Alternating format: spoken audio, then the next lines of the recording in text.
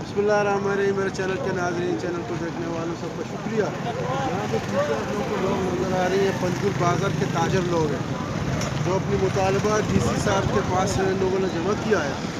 उसमें इन लोगों को यकीन दिलानी दिया है कि हम लोग आप लोगों के साथ हैं और इस पर अमल करेंगे। देखते हैं आगे क्या होगा।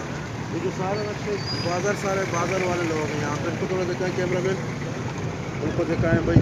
ठीक है, पीछे भी दिखाएँ, यहाँ पे जो आ रहे हैं ना बाज़ार के साथ खलील अहमद भी साथ हैं उनका।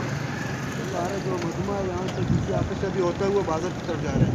और हम उम्मीद करते हैं जो पंजगुल के मसाइल होंगे उस पर हम ज़रूर बात करेंगे और हमारे चैनल को आप लोग ज़रूर सब्सक्राइब करोगे। आगा पर आगा इंशाअल्लाह ताला हम आप लोगों को दिखाएंगे इस हवाले से। शुक्रिया, थैंक यू वेरी मच।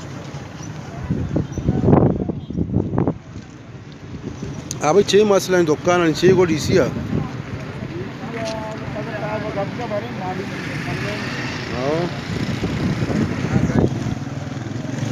भाई यूट्यूब चैनल कैसी हो क्या किसान आओ, यूट्यूब चैनल